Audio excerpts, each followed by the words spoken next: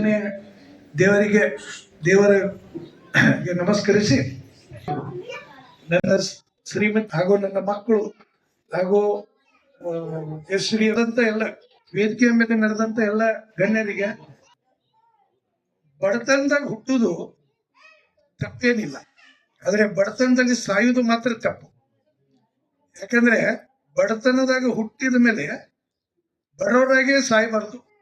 ಬಡವರಾಗಿ ಹುಟ್ಟುದು ಅದು ಆಕಸ್ಮಿಕ, ನಿಮ್ ಕೈಲಿ ಇಲ್ಲ. ಆದ್ರೆ ಸಾವು ಮಾತ್ರ ನಿಮ್ ಕೈಲಿ ಇರ್ತದ. ಅದನ್ನ ನಾವು ಹೆಂಗ್ ಉಪಯೋಗ ಮಾಡಬೇಕು, ಎಜುಕೇಶನ್ ಹೆಂಗ್ ಮಾಡಬೇಕು. ಈಗ ನಾನು ಒಬ್ಬ ಸಾಮಾನ್ಯ ರೈತನ ಮಗ.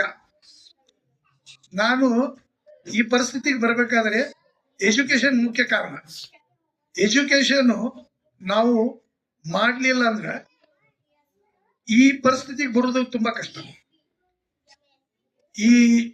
ಈ ಪರಿಸ್ಥಿತಿಗೆ ಬರ್ಬೇಕಾದ್ರೆ ನೀವು ಸಿನ್ಸಿಯರ್ ಇರ್ಬೇಕು, ಹಾರ್ಡ್ ವರ್ಕಿಂಗ್ ಇರ್ಬೇಕು, ಮತ್ತು ಈ ಮನುಷ್ಯತ್ವ ಉಳ್ಳ ಮನುಷ್ಯ ಇರ್ಬೇಕು. ಇನ್ನೊಬ್ರದ್ದು ತಿಂದು ನಾವು ದೊಡ್ಡವರಾಗ್ತೀವಿ, ಅದು ಬಹಳ ಕಡಿಮೆ ಸಮಯದಲ್ಲಿ ಇದಾಗ್ತದೆ. ಸೊ ನೀವು ಈ ಎಲ್ಲಾ ಮಕ್ಕಳಿಗೆ ನಾನು ಏನ್ ಹೇಳ್ತೇನಂದ್ರೆ, ತಾಯಂದ್ರಿಗೂ ಅವರ ಪೋಷಕರಿಗೂ ಏನ್ ಹೇಳ್ತೇನಂದ್ರೆ, ನಿಮ್ಮ ಶಕ್ತಿ ಮೀರಿ ಮಕ್ಕಳನ್ನ ಓದಿಸಿ. ಮಕ್ಕಳ ಏನಾರ ಆದರೆ ನಿಮ್ಮ ಭವಿಷ್ಯವನ್ನು ಸುಧಾರಿಸ್ತದ. ನೀವು ಮಕ್ಕಳಿಗೆ ಯಾವುದೇ ಪರಿಸ್ಥಿತಿಯಲ್ಲಿ ಶಾಲೆ ಬಿಟ್ಟು ಕೆಲಸಕ್ಕೆ ಹಚ್ಚುವುದು ಇವೆಲ್ಲ ಮಾಡಬೇಡ್ರಿ. ಅವ್ರಿಗೆ ಯಾವುದೇ ತೊಂದರೆ ಬಂದ್ರೆ ನಾ ಇರ್ತೀವಿ, ನಮ್ಮ ಫೌಂಡೇಶನ್ ಇರ್ತದ, ಶಂಕರಗೌಡ ಸಾಹೇಬ್ರು ಇರ್ತಾರ, ಯಾರಾದ್ರೂ ಮಕ್ಕಳು ಮದತ್ ಮಾಡ್ತಾರ. ಆ ಮದತ್ ತಗೊಂಡು ನೀವು ಮುಂದೆ ಹೋಗಿ ಮತ್ತು ಮಕ್ಕಳಿಗೆ ಸಾಧ್ಯ ಆದಷ್ಟು ಕಲಿಸಿ. ಅವರು ಇಂಜಿನಿಯರು, ಡಾಕ್ಟರು, IAS, IPS ಏನಾರಾದ್ರೆ ಅದು ದೇಶಕ್ಕೇನೆ ಒಂದು ಮಾದರಿ ಮತ್ತು ದೇಶಕ್ಕೇನೆ ಒಳ್ಳೆತನ.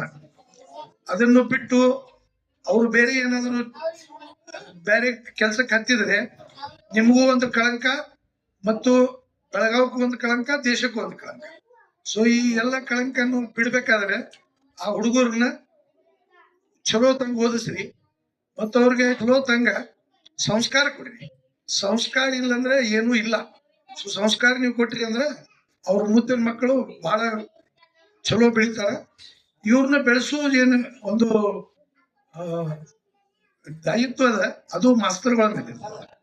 ಈ ಮಾಸ್ತರ್ಗಳು ಎಷ್ಟೇ ಪ್ರೀತಿಯಿಂದ ಅವ್ರಿಗೂ ಹುರಿದುಂಬಿಸಿ ಕಲಿಸ್ತಾರ, ಅಷ್ಟು ಮಕ್ಕಳು ಮೇಲೆ ಹೋಗ್ತಾರೆ.